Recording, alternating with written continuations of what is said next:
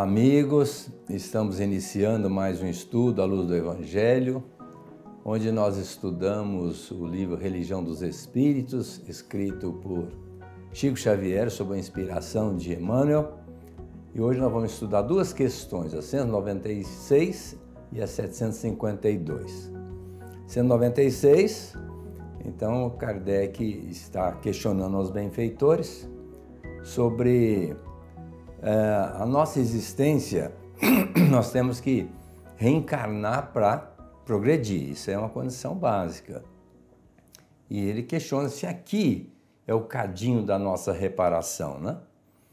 E na 752 ele vai questionar sobre a crueldade e o instinto, se a crueldade e o instinto é a mesma coisa, está inserido um no outro. E aí vai ter a resposta que, de uma certa forma, o instinto acontece, mas a crueldade é a pior coisa dentro do instinto.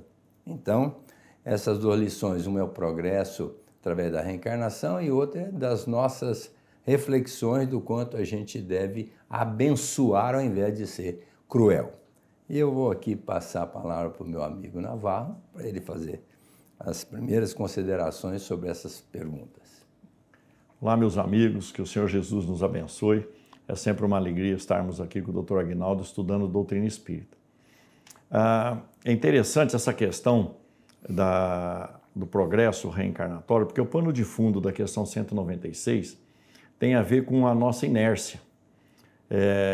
Por que eu preciso me esforçar agora? Por que eu preciso acelerar o meu processo agora? Se eu posso fazer por onde nas próximas reencarnações? Por que eu tenho que me desdobrar, sendo que eu posso deixar, já que vai ter outras reencarnações? E é interessante notar que nas nossas andanças para cima e para baixo aí, no campo da divulgação espírita, não é muito comum, não é muito raro a gente ouvir de determinados espíritas que conhecem o mecanismo da reencarnação, dizendo, tal problema, tal defeito que eu tenho, isso aqui vai ficar para outra reencarnação, porque eu não vou dar conta nessa, né? Então a gente já... E Kardec quer saber justamente isso, né? Se nesse processo de progresso, né? Se nesse entendimento mesmo da reencarnação, se esse entendimento não nos levaria a uma certa preguiça, um certo acomodamento na situação, né?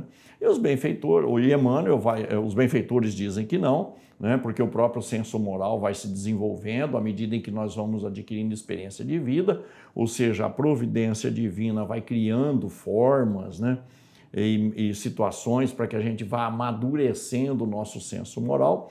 E aqui vale a gente chamar a baila das nossas reflexões um velho adágio que todos nós conhecemos, inclusive fora do meio espírita, né? Quem não vai pelo amor, vai pela dor.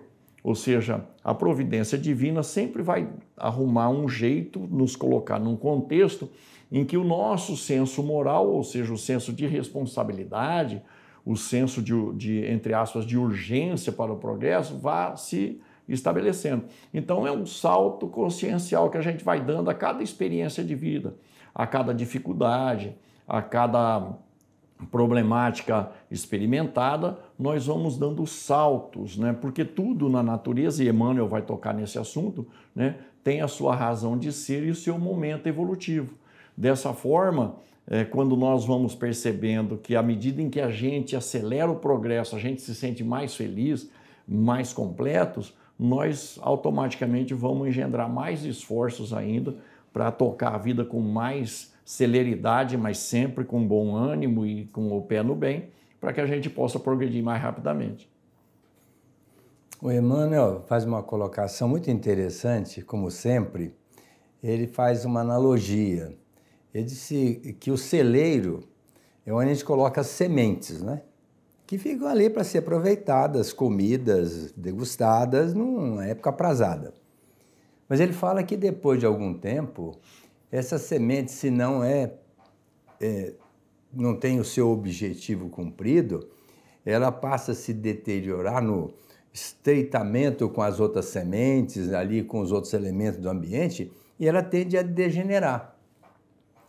E aí então ela vai perder o valor ou vai deixar de ser produtiva. E é nesse momento em que o agricultor vai pegar aquela semente, vai colocar na terra para que ela viceje, transforme em novas sementes, em novos frutos e passe a dar a sua contribuição. Ele fez essa analogia para dizer que quando a gente está no plano espiritual, a gente chega lá, a gente é recebido pelos amigos, pelo nosso mentor espiritual, ficamos lá, depois de algum tempo, sendo amparados, sendo, vamos dizer assim, paparicado, que é aquela saudade do reencontro. Mas depois de algum tempo, se nós não dermos um destino para a nossa vida de progresso, nós ficamos apenas ali numa mordomia. E isso não vai levar a nada.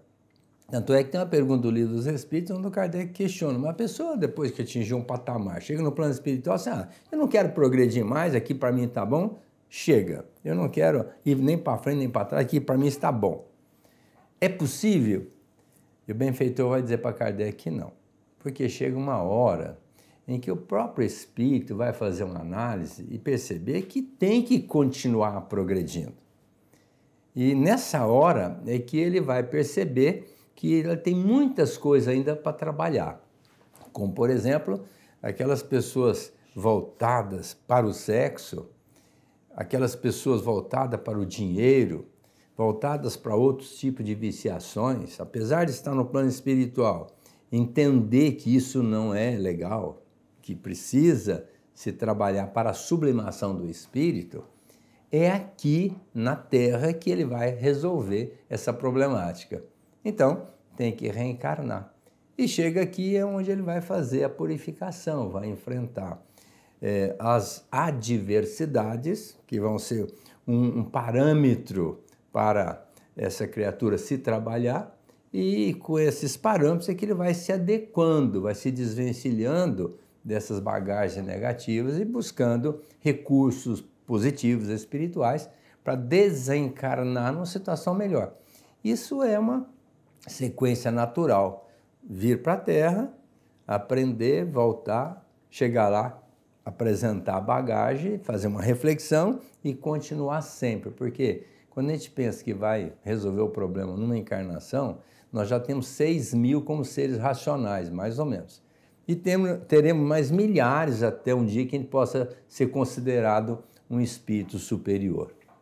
Verdade. E a gente não pode perder de vista o seguinte, o processo da reencarnação é justamente para nos levar a uma condição tal que a gente se sinta num céu, né? É o que propõe a questão 132 do Livro dos Espíritos.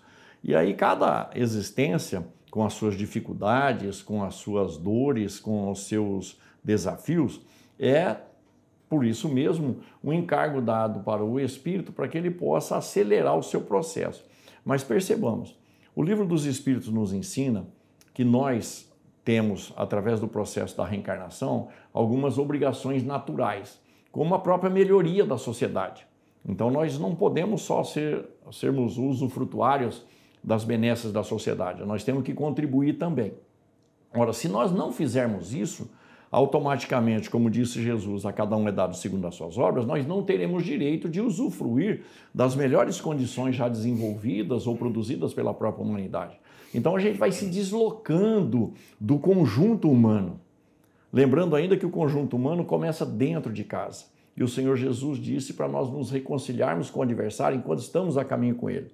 Imaginemos que a gente tome a decisão de que aquela relação mais conflituosa que nós temos no âmbito da família, né, a gente entenda que não se deve mais investir naquilo para renovar a situação. Deixa isso na outra encarnação, a gente volta. Imaginemos que essa pessoa, que a gente desiste de se reconciliar com ela, que ela progrida mais do que a gente. Quando é que a gente vai poder estar junto com ela novamente? Vai depender dela, porque nós somos devedores dela. O que isso significa? Que nós vamos passar a uma fila de espera para novas possibilidades, o que trará prejuízo para o nosso próprio espírito.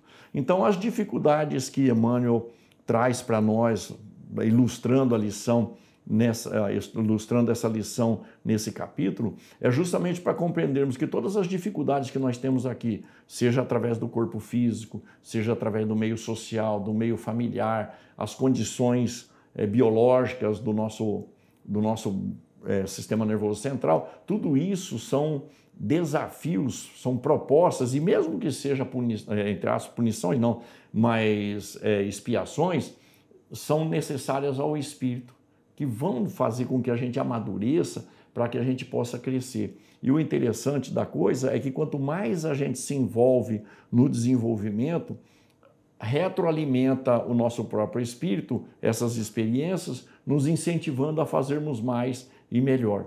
Então, é da natureza que a gente progrida.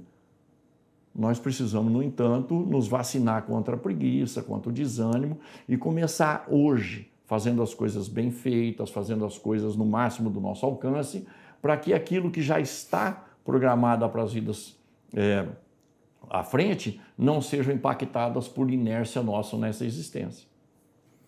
E ele vai fechar esse estudo dizendo que o mundo é a escola, esse mundo material que nós estamos aqui, que a família é o nosso grupo estudantil, é ali que nós vamos desenvolver o nosso conhecimento, que os amigos são os nossos instrutores, que os inimigos são os nossos cobradores, que vamos dizer assim, os parentes difíceis são aqueles que vão nos colocar em prova, que é o caderno de prova, se nós vamos passar ou não. Agora, no final ele disse assim, olha, para que nós possamos aproveitar bem a nossa estada aqui na Terra, a proposta é o bem feito ao próximo, qual seja a situação. E aí nós vamos passar para outra pergunta, que é a 957, quando Kardec pergunta se nós podemos associar crueldade com instinto. E eu vou deixar para o meu amigo Navarro fazer o início desse comentário. Essa pergunta faz parte do capítulo Lei de Destruição, na terceira parte do Livro dos Espíritos. Nós sabemos que a destruição obedece a uma lei natural, né? Então, quando cai uma tempestade muito grande, que destrói muitas coisas, né, está, evidentemente, trazendo para nós oportunidade para desenvolvermos determinadas características ou determinadas atitudes no campo, inclusive, da moral, porque toda a destruição que a gente passa a conviver, a gente vai ter que dar uma reajustada na coisa. Então, a lei de destruição é um fato. Nós destruímos os corpos dos animais para nós podermos nos alimentar, né? E a gente destrói o tempo que nos é dado em vida para construirmos uma condição espiritual melhor. Então, a gente vive num processo de destruição. Nessa questão, entra em jogo o aspecto moral do espírito, que é a perversidade, que é a crueldade, quando se destrói pelo simples fato de exercer um poder para isso, e se faz isso com sentimentos infelizes preponderando, né? Então, os benfeitores espirituais vão falar que a crueldade é o que há de pior na lei de destruição. Por quê? Porque a gente vai engendrar uma destruição provocando um prejuízo imenso que nós mesmos teremos que corrigir, mais tempo, menos tempo. Voltamos à questão do que a cada um é dado segundo as suas obras, e quem ferir pela espada será ferido.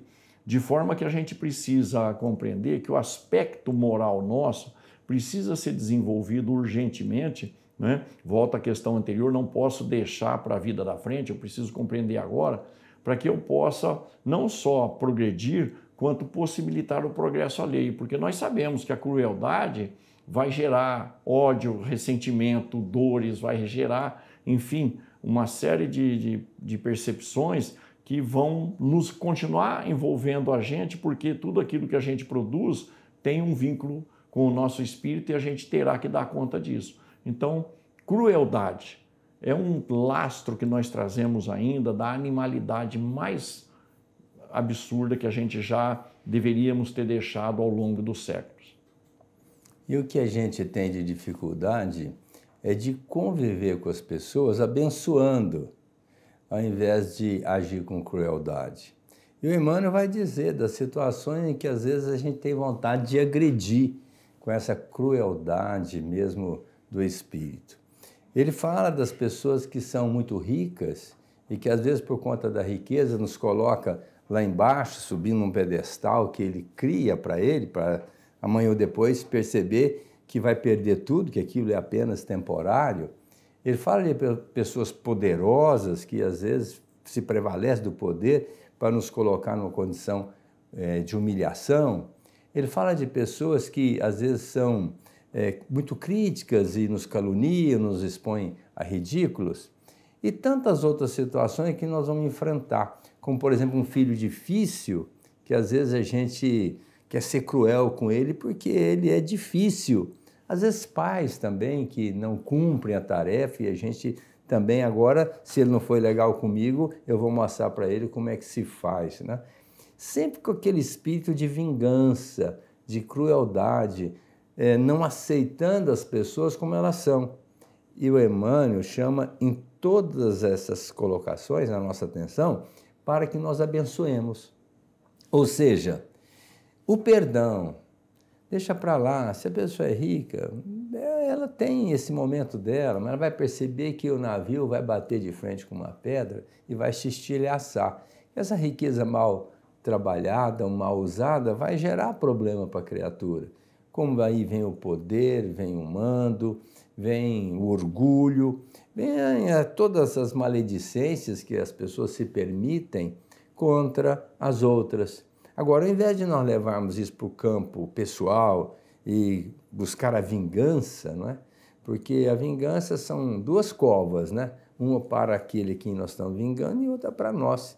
Então não é bom a vingança, e essa vingança vem em cima da crueldade que nós temos dentro de nós.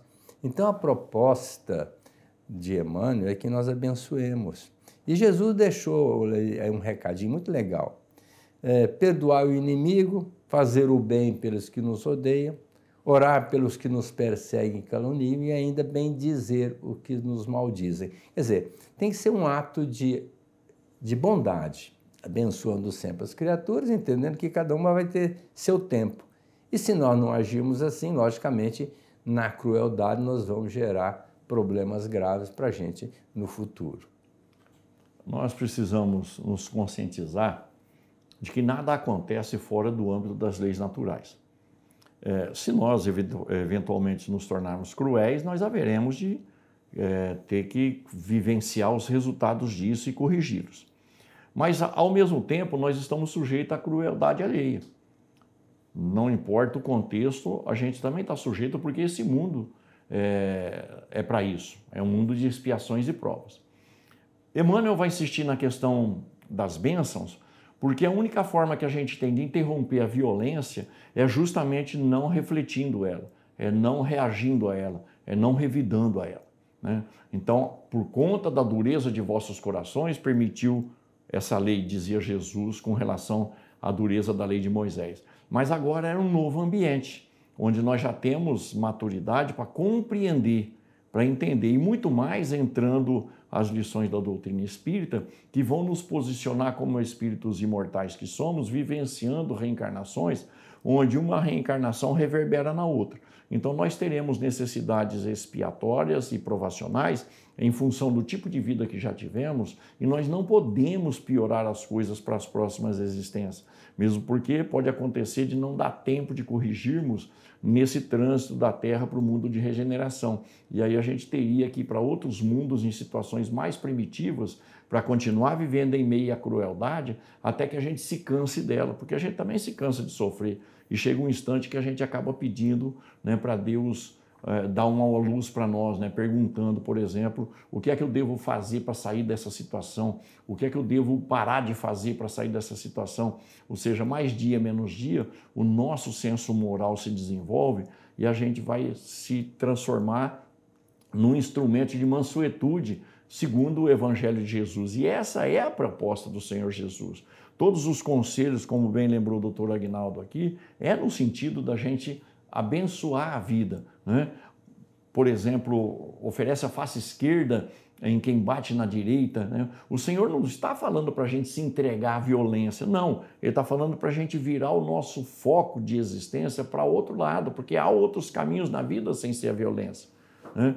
Deixemos o violento no âmbito dele, naquele pensamento, e oremos para que ele também se modifique, porque se não nos reconciliarmos, pelo menos de nossa parte, haveremos de ter que continuar juntos, digladiando e digladiando, criando laços e, consequentemente, lastros de dor, reencarnações afora. Não vale a pena. A crueldade está desaparecendo e vai desaparecer, porque a fatalidade da vida é a implantação da lei de amor, e a lei de amor começa dentro de cada um de nós.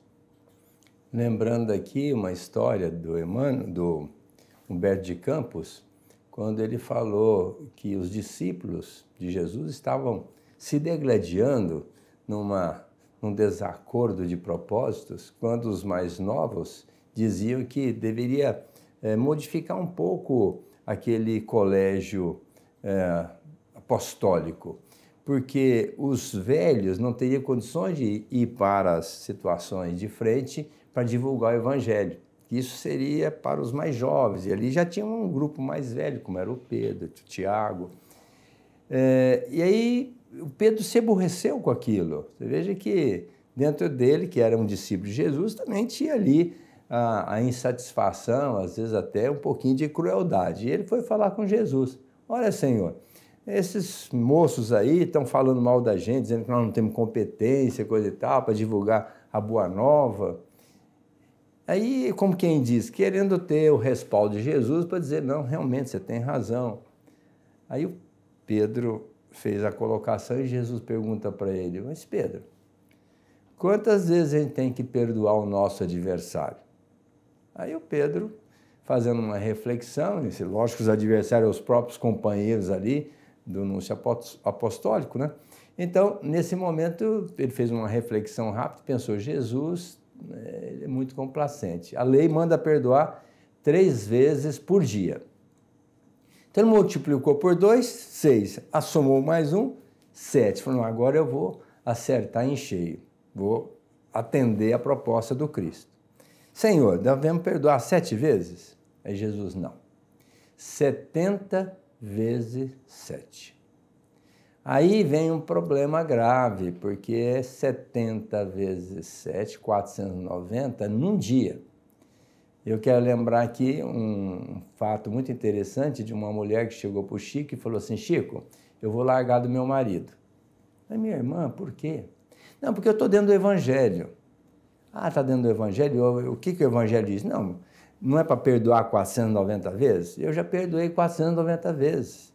Ele é viciado e chega em casa, me agride, eu já me aborreci tantas vezes, de tal forma que eu já o perdoei 490 vezes e vou largar.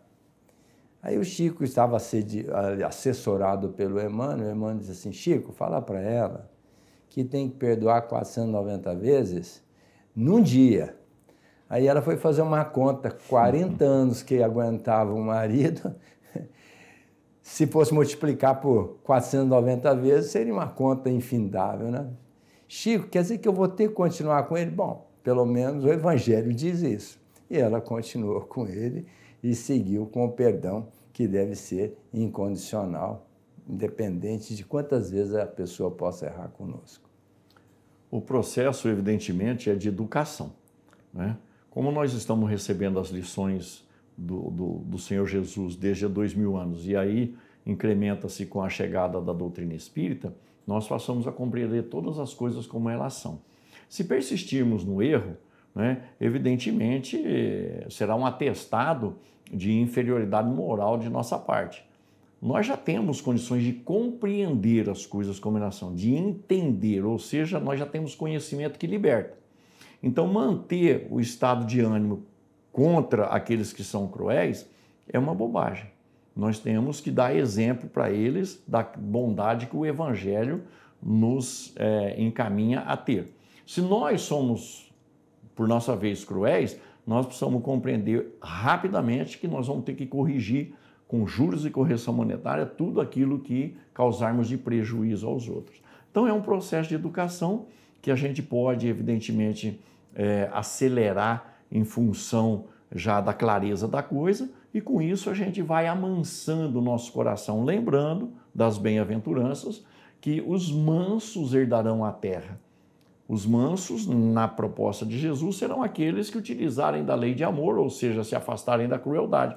São aqueles que vão permanecer aqui no nosso planeta, nesse movimento de regeneração, não é? Nesse caminho que o planeta já está trilhando para atingir a proposta da regeneração, os mansos.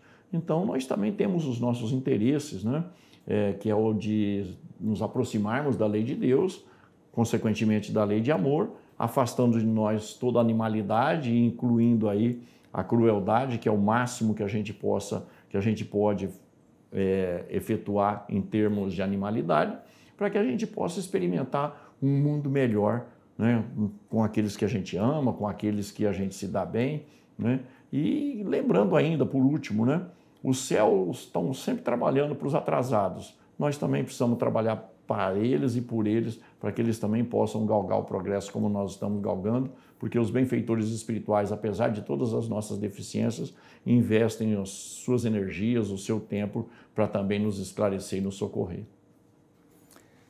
Finalizando o nosso programa, convidando todos vocês para estarem conosco na semana que vem, para mais um estudo à luz do Evangelho. Vamos lembrar de uma colocação do Cristo no Sermão do Monte. Sede misericordiosos para obterdes a misericórdia. Muita paz.